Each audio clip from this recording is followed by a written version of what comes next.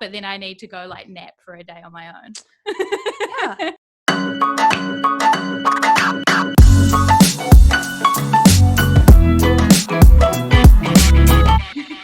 Hey everybody, and welcome to this week's episode of Brand Your Passion. I am so excited to be joined by the wonderful Alexis. Welcome to the show.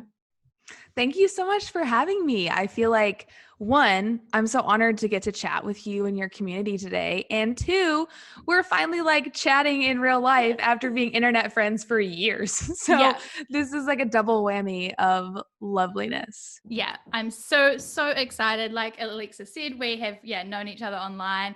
We know each other through other people. We both have worked at ConvertKit, which maybe we'll talk about a little bit in the episode. But so we've like known each other for a long time, but never had a real life conversation. So this is like really nice. And actually one of like my favorite things about the podcast so far is being able to do that with people that I've followed and engaged with online for so long. So right. And what a true like millennial internet friendship thing to do is the first time we do chat, it's recorded on a podcast. It's on a podcast, you know? Yeah, for sure. Yeah.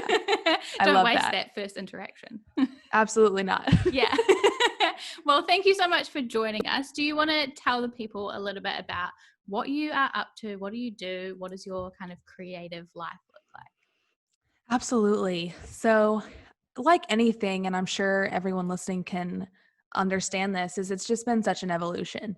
You know, like what I started out doing in my entrepreneurial days, you know, at 17 is very different than now at 27. So through the decade of what I would consider being a creative entrepreneur, I've done a lot of different things. And I think what that gives you is it gives you experience, and it also gives you space to figure out, what do I want to do? Who am I? What am I interested in? How do I want to serve people?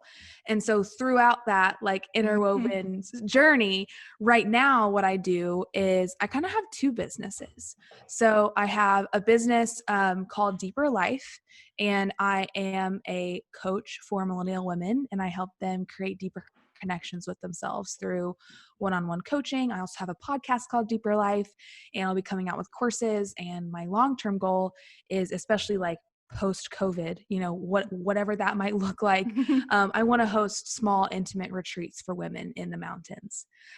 So I want to, that's like my long-term goal, is to be more of an event-based business, which is hilarious because event-based businesses right now aren't, you know, as prevalent, but I would really I like thrive on intimate one-on-one interaction. And so I want to have that be a big part of my business model. So that's my, you know, one part of my business. And then the other part of my business, which is not connected at all, but it's rooted in my expertise, is I was the affiliate manager at ConvertKit for over 4 years and helped them build a really successful affiliate program.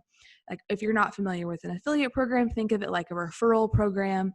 And so over the course of those 4 years, ended up helping bring in about $23 million of revenue through the affiliate program, and really built out an expertise in affiliate programs, acquisition models, all of that.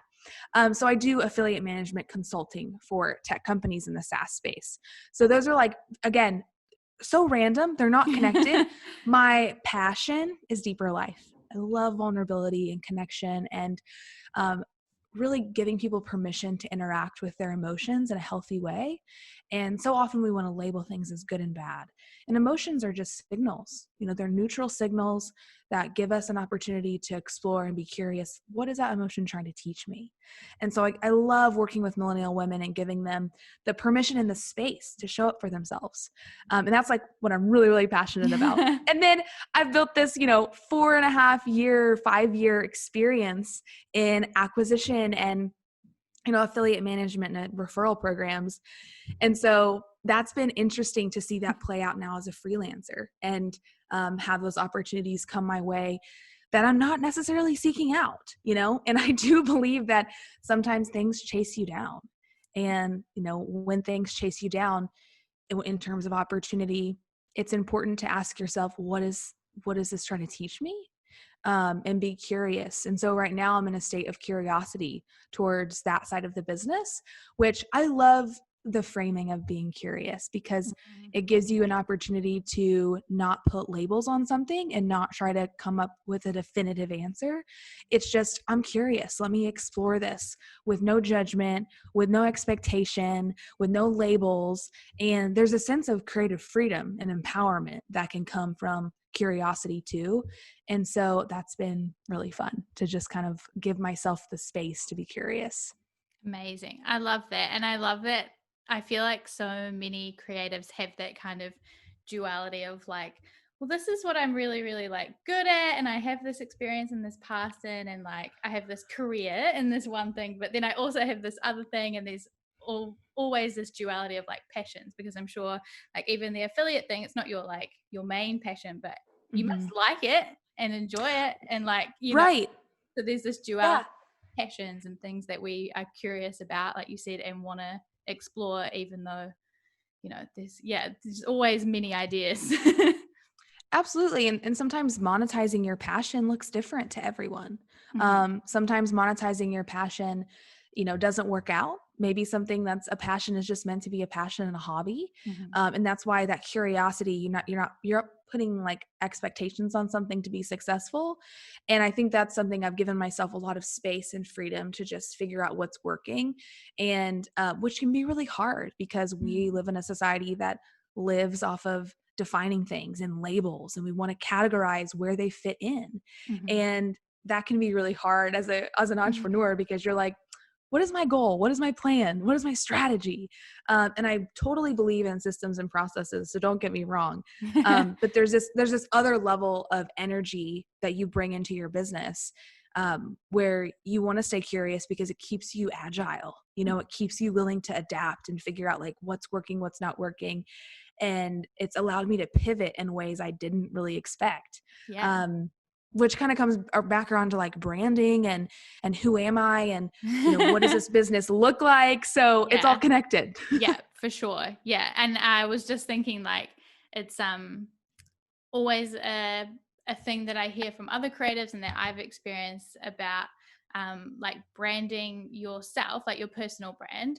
How do you do that when you have like a multitude of passions, right? It's like, Mhm. like for you, it's like, okay, say you have a Alexis website that's like, here, who I Mhm. am. You have like these two wildly different passions and Businesses. two wildly different businesses that you have to kind of put under your branding umbrella of Alexis. Mhm. So Mhm. it can be a challenge if you have different passions or different parts of your career or your businesses that you have to try to explain. Yeah, and I also think you have to ask yourself, like, what kind of marketing power do I want to put behind different projects Mhm, and different passions? And so, like, I want to put a lot of marketing power behind Deeper Life. And so I'm going through a rebrand right now.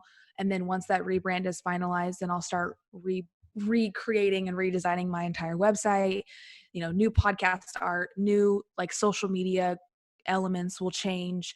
And I just noticed that my brand with Deeper Life wasn't very cohesive. mhm, And then stuff on the affiliate management side is word of mouth and referral mm, based.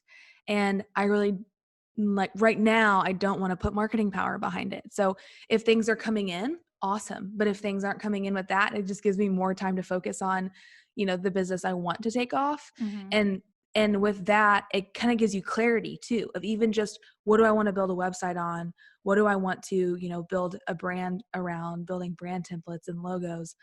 And if it organically leads you down a path to one business, that kind of also gives you an answer. yeah, And so when I was asking myself those questions, I was like, no, I don't think I want to build a website for the affiliate management consulting.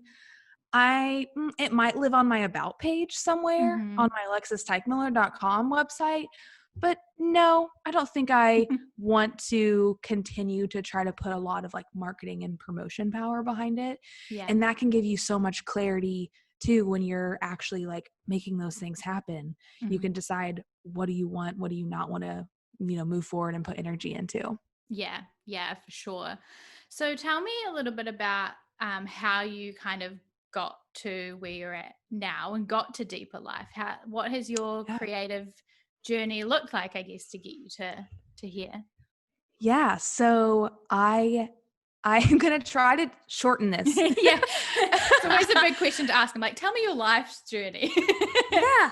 All right. All right. Okay. So I would say I have always been an entrepreneur.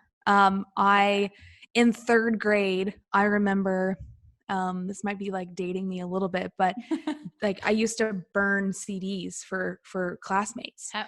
So I would like buy Shania Twain, Britney Spears, NSYNC, Backstreet Amazing. Boys, and then I would burn them and I would sell the copies of them at school, which is Wow. illegal, you know, Yep. like, you know, a low misdemeanor for an 8-year-old. Yeah. But still, like, I was like, ooh, how can I take this? People want it. How can I take it and like sell it to them? So I'd sell like these copies for 50 cents and get, you know, money for candy during recess and things like that. Amazing. And that was just something I was always like looking at of like, where are the gaps and where, you know, what do people want? How can I give it to them? Mm-hmm. And so in my senior year of high school, I took a class called Creating Entrepreneurial Opportunities.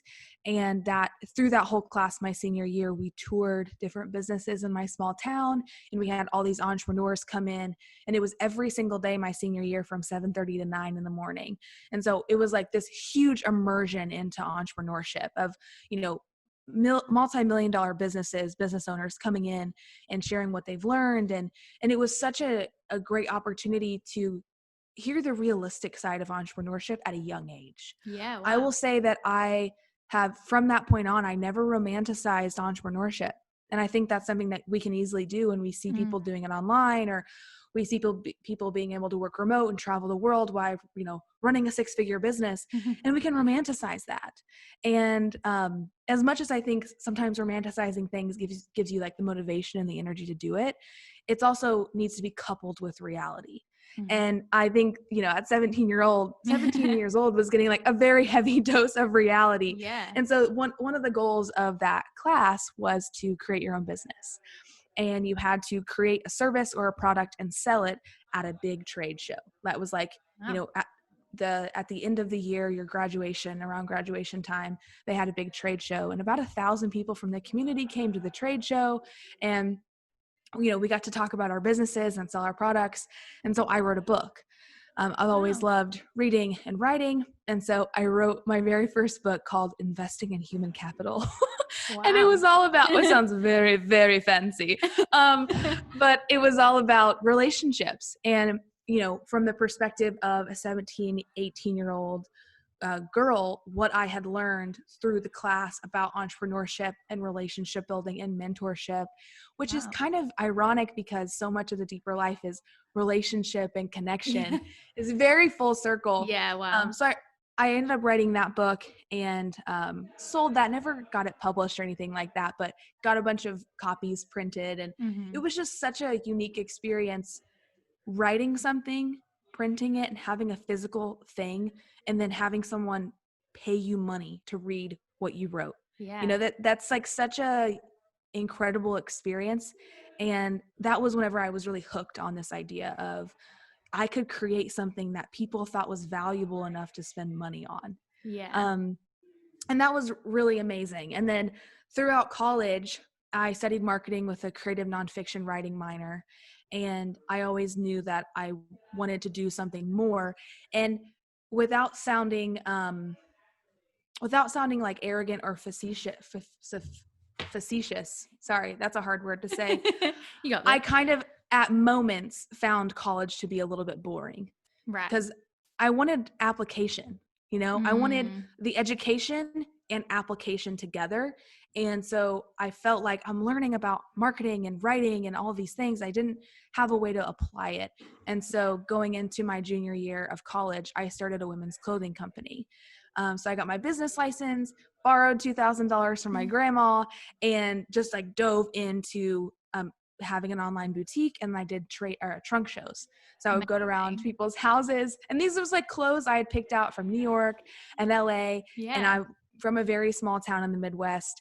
And so I wanted to bring unique fashion to the area. And it was my way of just going all in, I guess, on an idea. And so I ran that for 2.5 years and did fashion shows and like charity events. And photo shoots and just like crazy stuff that I Yeah. never expected. And that was when I really got into blogging and social media marketing, because had an online, the boutique was in person, but also had an online element, running all the social media accounts. And then when I built out my website, I had my web team. I was like, you know what? Just buy alexisteichmiller.com and just like throw a blog up there for me. And because this was in 2014. And so kind of 2014, right around when like blogging was becoming more popular Yeah. again. It had always been a thing, but it was like really becoming more mainstream. And then I got into fashion blogging, moved to Nashville after I graduated college, started working in tech, in online marketing, email marketing, got the job at ConvertKit. And as a side hustle was doing fashion blogging. And then that kind of transpired into travel blogging, worked with tourism boards, of cities and states and hotels and car companies and clothing companies, and was really doing that like side hustle travel blogger vibe for a couple of years. And while still working at ConvertKit as the affiliate manager full time. And I think what I learned through that experience was how much I was chasing validation and chasing popularity and wanting to feel important and wanting to like, social media can be very addictive, and it can be very unhealthy emotionally. And you can put a lot of your self-esteem and your worth and your confidence in followers and likes. And we know this and we hear this and we know that it's a thing that happens. But when you feel it yourself and you really feel like your identity is starting to change, the way you feel about yourself and your narrative starts to change about yourself, it can kind of break down how you see social media. And it actually, unfortunately, one of my best friends passed away in 2018, and it took losing her for me to kind of wake up and see the areas of my life that weren't authentic, that weren't very deep, that felt very shallow, felt rooted in a lot of vanity and a lot of like, chasing down popularity. And I really kind of went on this path to self-discovery. And, who am I? Am I becoming who I want to become? How do I value things like kindness and vulnerability and connection with myself and other people? And that's what really kind of launched the Deeper Life thought process. And I actually thought about Deeper Life 2 years before I ever launched it. Like I've been marinating on this idea for so long. And through that whole time too, I forgot to mention this, I started a podcast in 2016, like during the travel blogging, working at ConvertKit, the whole thing, called The Laptop Lifestyle. And I ran that podcast for a little like about 2.5 years. Wow. And that built a great community of individuals who were working remote and wanting to learn about online business and learn about how people were living a lifestyle kind of nomadically. And, working remote myself, my whole career, it can be lonely. And so I wanted to have a podcast about like the laptop lifestyle and what that looks like and how do you build community and how do you combat loneliness and anxiety, like working alone. And so that was really fun, but it still kind of lacked the like depth that I wanted. And so then I launched the Deeper Life podcast in March, like right after quarantine. After quarantine started, my husband was like, hey, you've been talking about this Deeper Life podcast idea for a long time. When are you going to do it? Couldn't think of a better time because everything's canceled and we're in our apartment 24/7 for weeks. Like we quarantined hard, didn't leave for 10 weeks out of our apartment. And I was like, all right, I'm going to just go in on this idea. Still working at ConvertKit at this point in March of 2020. Started the podcast and I just felt this organic click of this is what you're supposed to be doing. And I had been praying and journaling and thinking and asking for clarity. Give me clarity, give me clarity. And I journaled for about 7 months, starting in November of 2019 until the day I quit in June. And I just was like, I don't know what I'm going to do. I don't know what I'm going to do, but I know that I'm being called to something. I know that there's this energy, pulling me in this direction, and I'm curious and I want to know what it looks like. And I don't know. And again, like that being curious gives you that freedom to not define something. And I just used that curiosity and I followed that thread, and it led me to coaching. And I didn't even know that I would love coaching. I had no idea. And started doing one-on-one coaching and working with millennial women, you know, between the ages of 22 and late 30s, and just really connecting and seeing transformation in their lives and seeing the deeper life framework, you know, my intellectual property, as Rachel Rogers calls it, like, you know, implementing it and really seeing it come to life. It made it feel real. It was like, this is a business. There's something here, and people are hungry for connection. People are hungry to know who they are. And that's a common thread in a lot of my work is, you know, who am I? What do I want? I don't feel like I can voice my opinions. I don't feel like I can speak up for myself. I don't feel like I can ask for what I need. And so just working with women through those different things has been such a gift to me, and also has given me so much clarity on where I am now. So that's where I am right now, friend. Amazing. It's so I love hearing people's stories, because it's so funny how those things that happen when we were younger, when we were kids, and they just come full circle, and they all are such a huge part of who we are today, even if we don't think about it at the time. And then like you said, that moment where you find the thing and you're like, yes, this is the one. And you can feel it like physically. I feel like once you find it, you're like, you like come to life. And I love that so much. I think it's amazing. And so I was already going to ask you about like how you finally came to start Deeper Life. So that's awesome that you know, quarantine it's encouraged a lot of people to make things happen. So I'm like, great. That's amazing that it, you know, finally encouraged us to happen. So when you started Deeper Life, how, like, in terms of the branding side of things, did you just start making like your podcast artwork yourself and things like that? How did that all start? Yeah. So one of my best friends is a fantastic photographer, and she had taken some headshots for me back in January. And I knew like the vibe of the show and it to be very cozy and conversational. And so I was shooting for that. I was shooting for that a little bit. And I created my own. So I used the photo that she took of my headshot, and then I made my own podcast thumbnail, like cover art, using Canva. Nice. And you know, I'm not a designer. I love aesthetics, and I am very in tune with the way things make me feel. I deeply appreciate good branding. Like, I can see it and I know what's happening because I'm a marketer. Yeah. Can I create it? No. Can I create it? Can I create the vibes? You know, can I create the cozy? I couldn't. And I tried really hard. And I had some friends like help me and give me advice. But at that point, I didn't really want to pay someone to do it. I just wanted to do it myself and get it off the ground. I didn't want to use the resistance, like the potential resistance of this isn't good enough, to just get it out into the world. And so it was kind of that progress over perfection mindset. And so I knew, hey, if this takes off and this turns into something, I will take the time and money to invest in good branding. But right now I just need to get it out into the world. And so that helped me get started. And so from there, I just did everything in Canva. Thank God for Canva, and honestly. Really, no, it's like, if you just want to get something out into the world, get something off the ground, test something, experiment, Canva's great, especially for my non-designer friends. Like, don't be afraid to go in there and just play around and see what works.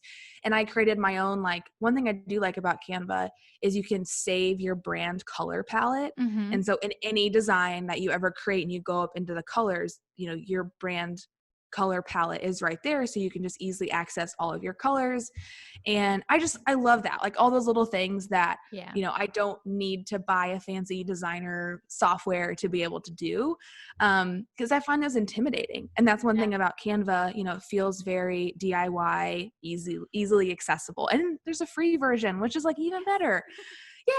So then I had a friend reach out, and I guess I should say an acquaintance reach out. Now she's a friend. Acquaintances don't stay acquaintances very long with me. And she reached out to me, and she had been following me on Instagram for years and had really seen the evolution of my brand, you know, like clothing boutique to fashion blogger to travel blogger to laptop lifestyle to then deeper life. Wow. And so like, you know, quite an evolution of a personal brand. Mm-hmm. And, you know, my personal brand was interwoven, but those were all different projects, you Yeah. know, and it's like, how do those all come together? And like, there was really no succinct brand. Mm-hmm. You know, my photos, I guess you could say, are very me. They're very aesthetically Mm-hmm. pleasing, and there's a brand element to my photography. Yeah. But when it came to fonts and color schemes and my website, please don't even go to my website right now. It still says I'm a travel blogger. I'm waiting for this rebrand instead of like working on the website and then needing to go back and overhaul things after the you know, brand redesign. Mm-hmm.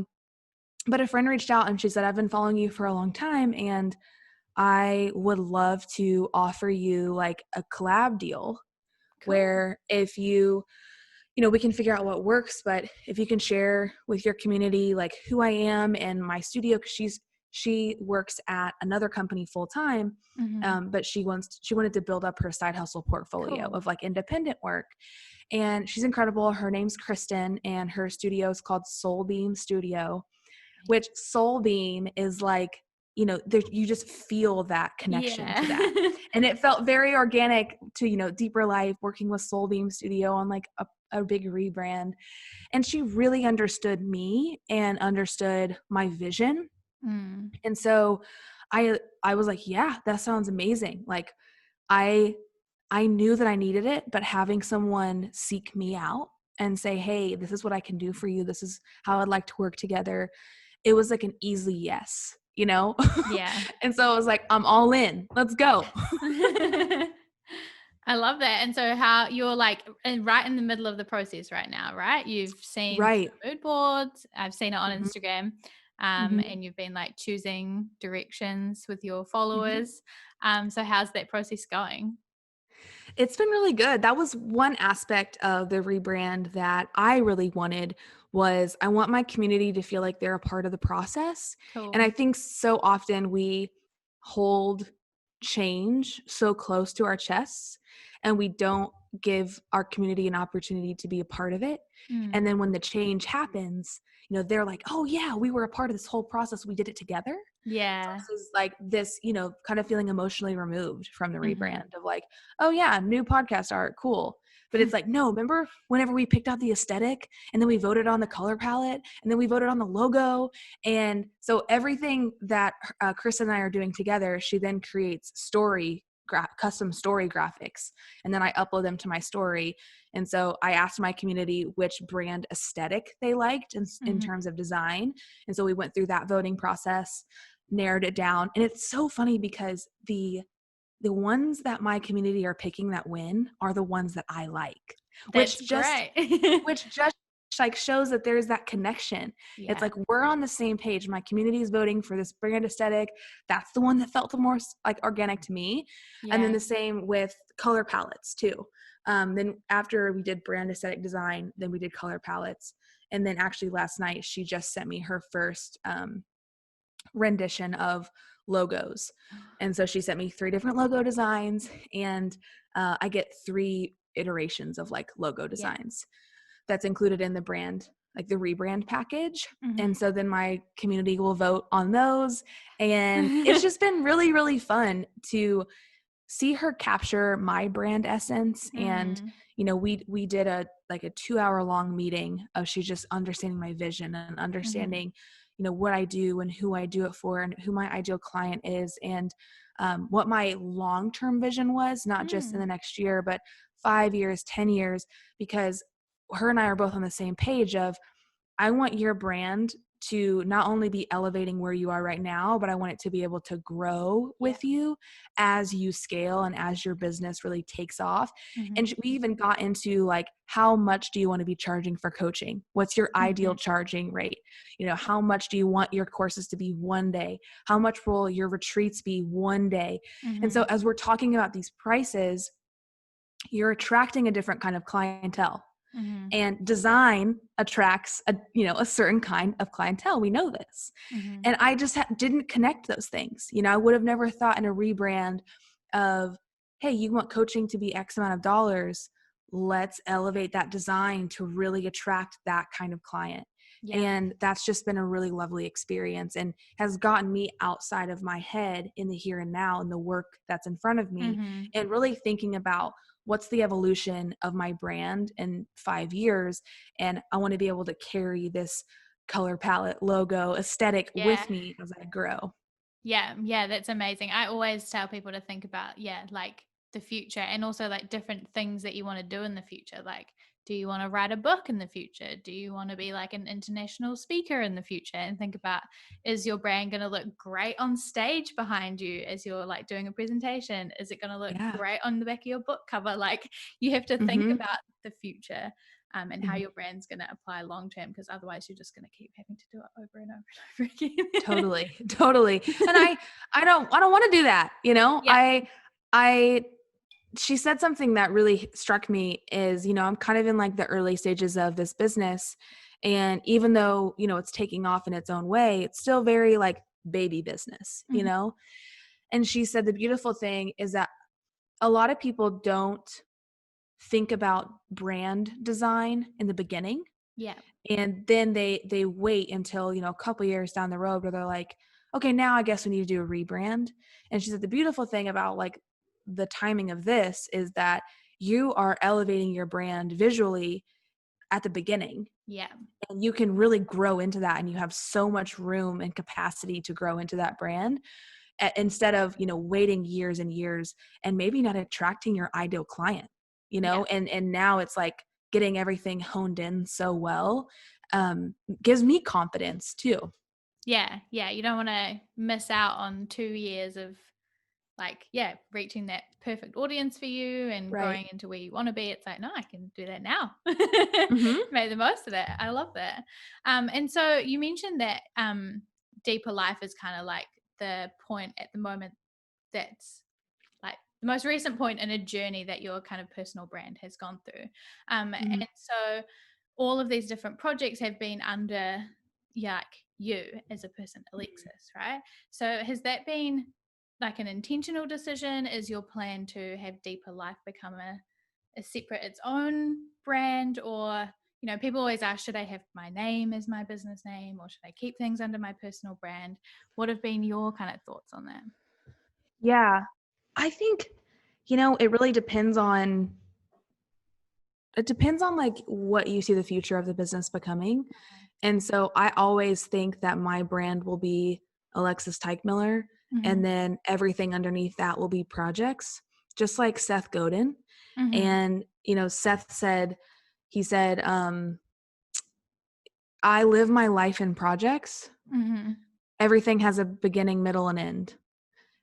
But everything lives under Seth Godin. Yeah, And I interesting. loved that. I Mhm. loved that mentality because it gave me freedom to Yeah, think I can continue to build my personal brand and, pour gas on whatever project I want at whatever mhm. time I want. And then if I end up just like the laptop lifestyle with Yeah. Alexis Teichmiller was a 2.5-year project, and I closed that chapter, that podcast still gets daily downloads. It's Mm. still there, and I can reference it. I can point people there, but it's not something I'm actively working on. Yeah. And I like that. And Deeper Life with Alexis Teichmiller will very much be that too. And any book Mhm. I write, any podcast, any other podcast I might start one day, or products. Right now, I really see me going all in on Deeper Life for a long time, um, and creating a life and a business that feels really sustainable, Mhm. instead of this like rushing to launch all the things and make all the money. And not that making money is bad, like at Mm. all.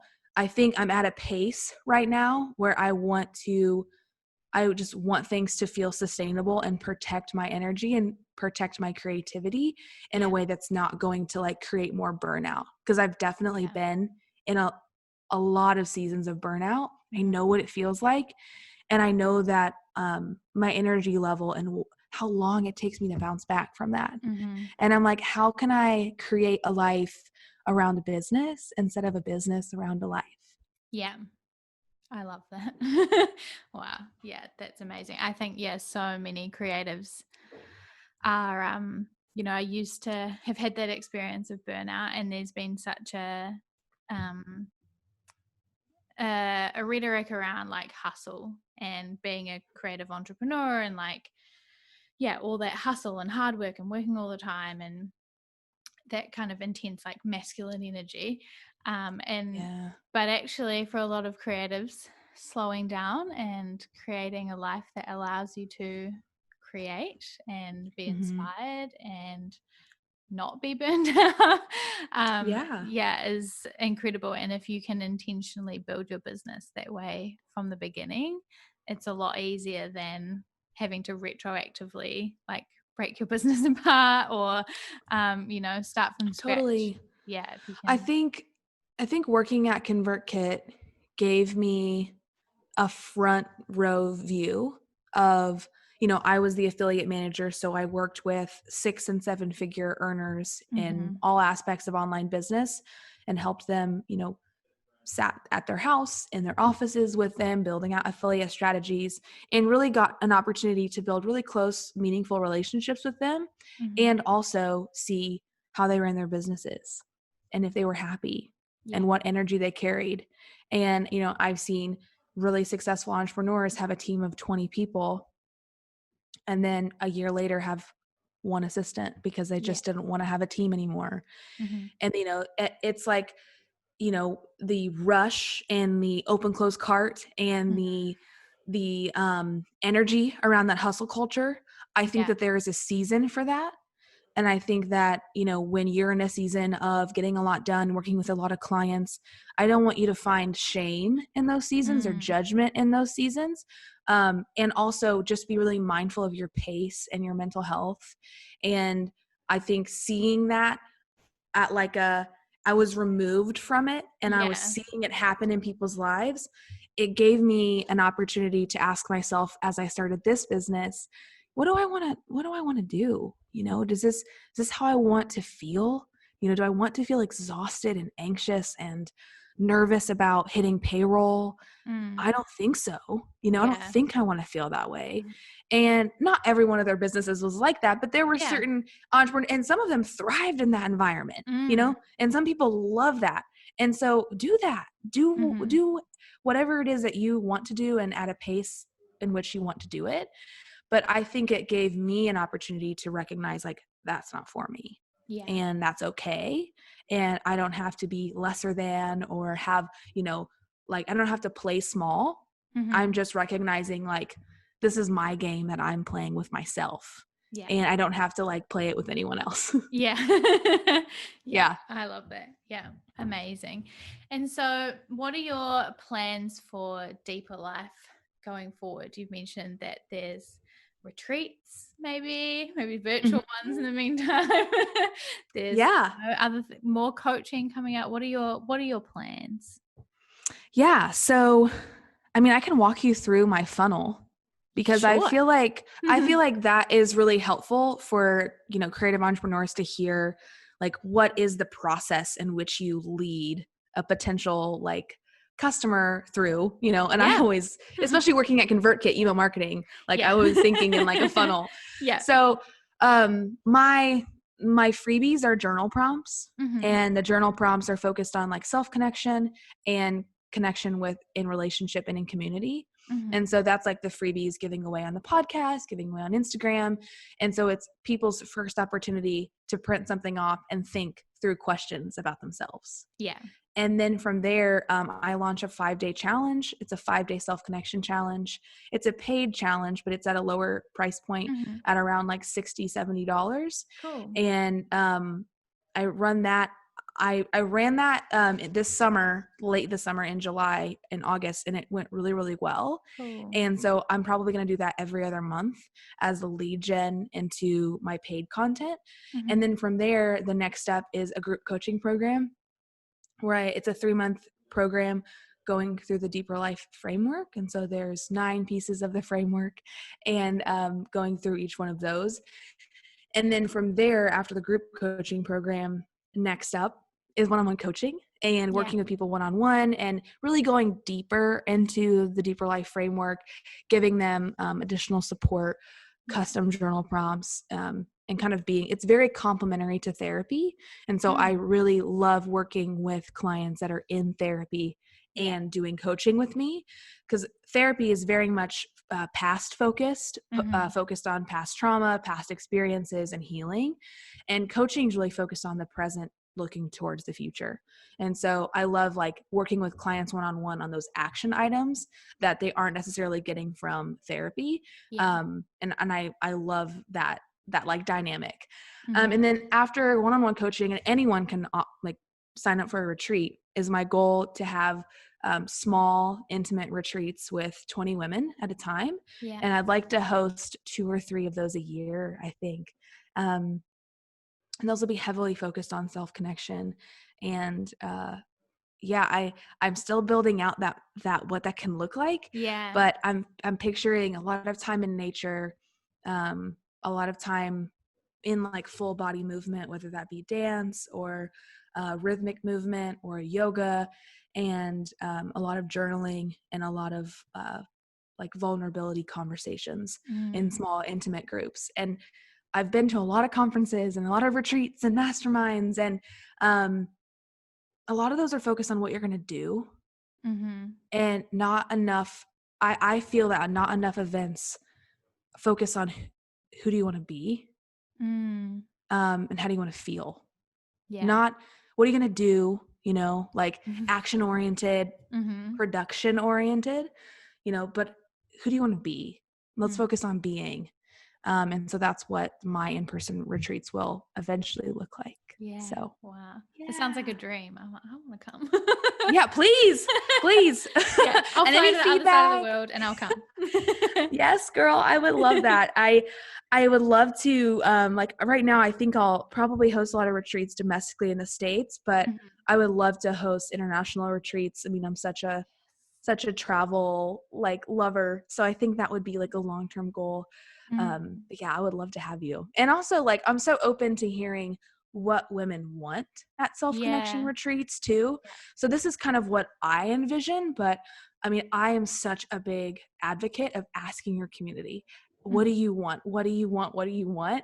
And then asking them and then creating it for them. So that's been like the big thing that I've tried to focus on, is not like keep things so close, I'm like, hey, what do you think about this? How many days would you want it to be? What would you pay for it? What would you want to learn? And then just getting all this feedback is amazing. And sometimes we can be scared of that feedback because we're like, what if it doesn't match our vision? But I think one of the best things you can do as a marketer, above building a list, above everything, is knowing your community really well and knowing like how to serve them. And so you get to know them well by asking them questions.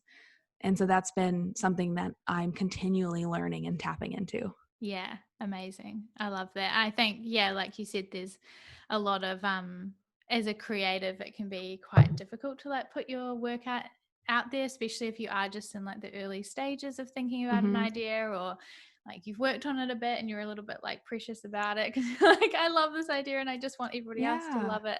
But it's awesome when you do get your community involved and they can see it coming to life, see the process of it coming to life, and get excited about it with you. And like you said, like with your branding and everything, like be a part of it and see their influence in it too is amazing.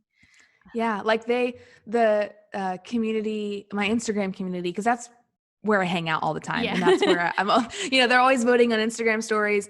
I had them vote on the podcast cover art. Like everything that I've put out in the last year, my community has a say. Does that mean that I'll always do what they say? Not necessarily.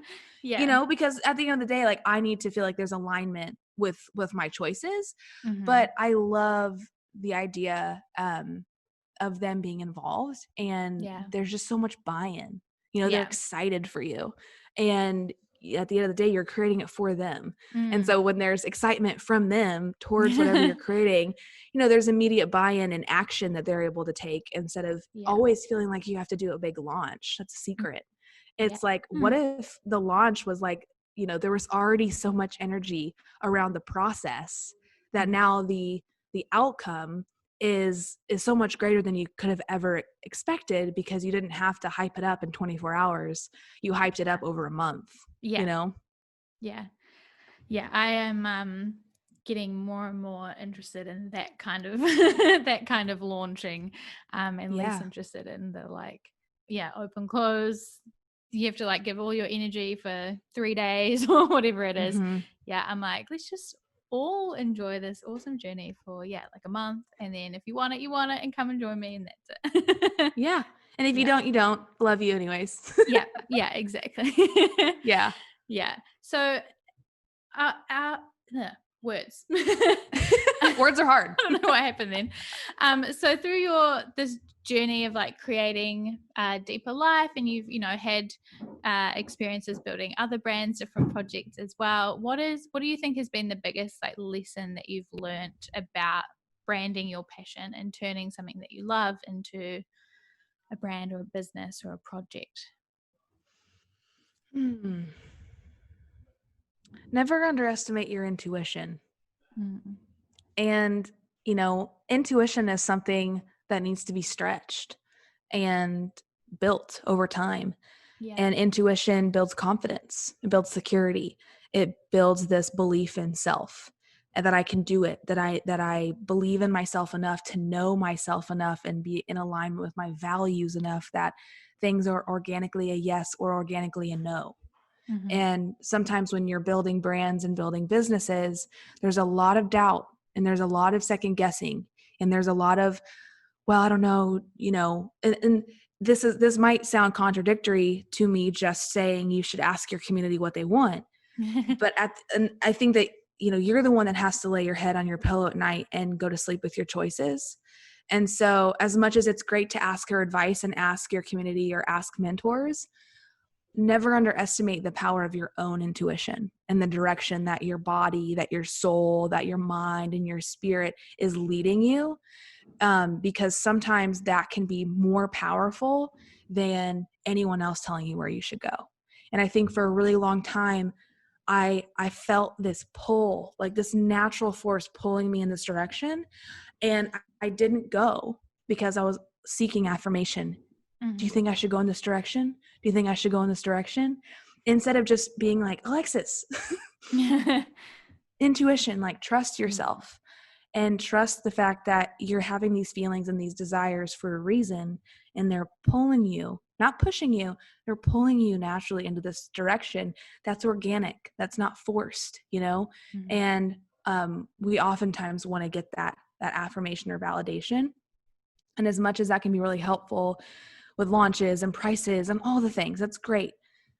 But when you can really come down to this like grounded, rooted feeling of knowing that you're in a direction that really aligns with you, it really aligns with your values and your dreams, and you're becoming who you want to become every single day, like you can't learn that from someone else. Someone else can't teach that to you.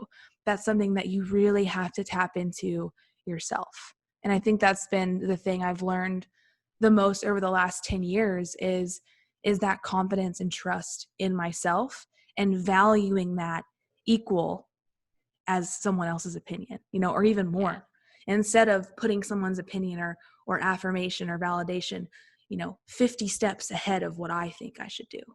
Instead of just kind of evening those out and seeing, I'm still open to feedback. I'm still open to, other people's thoughts about where I should head.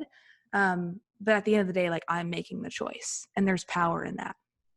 Yeah. Wow. I feel like I and everybody else listening needs to work with you immediately. Oh, thank you.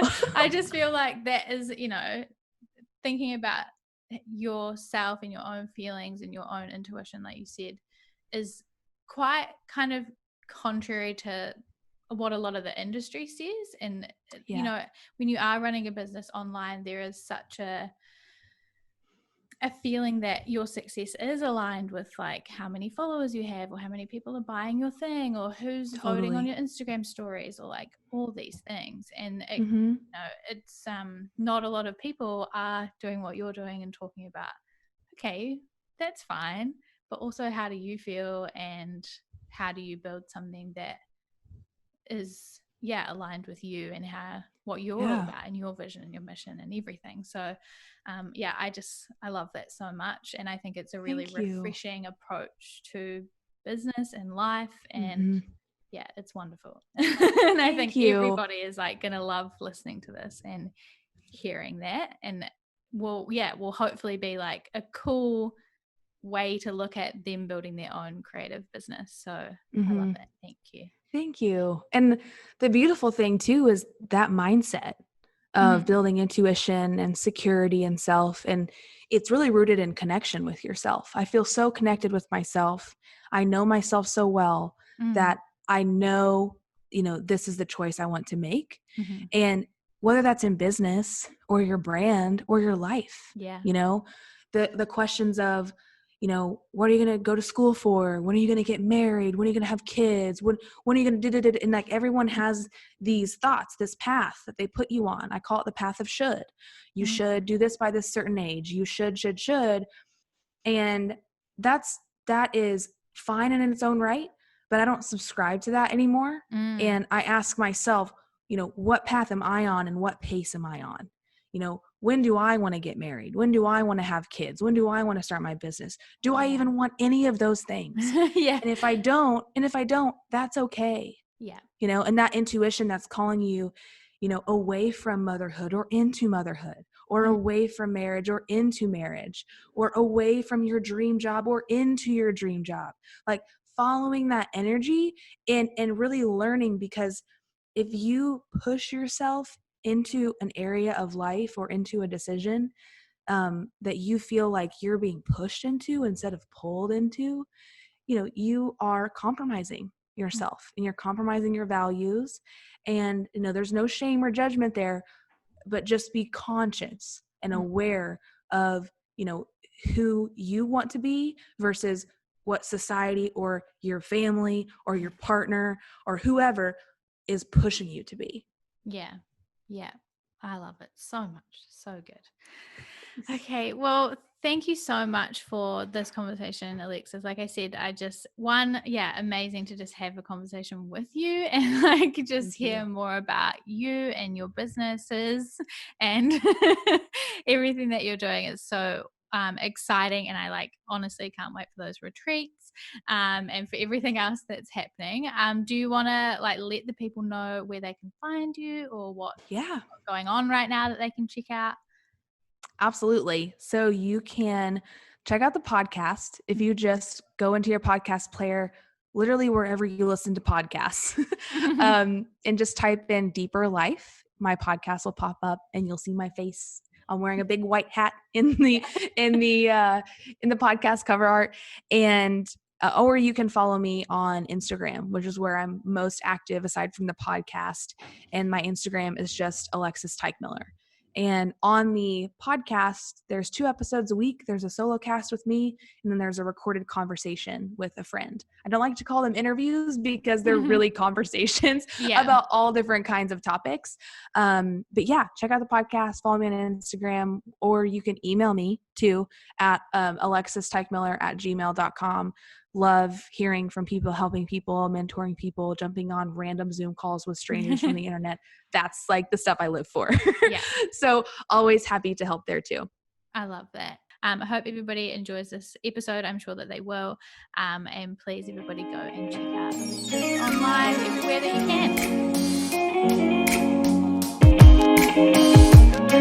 can.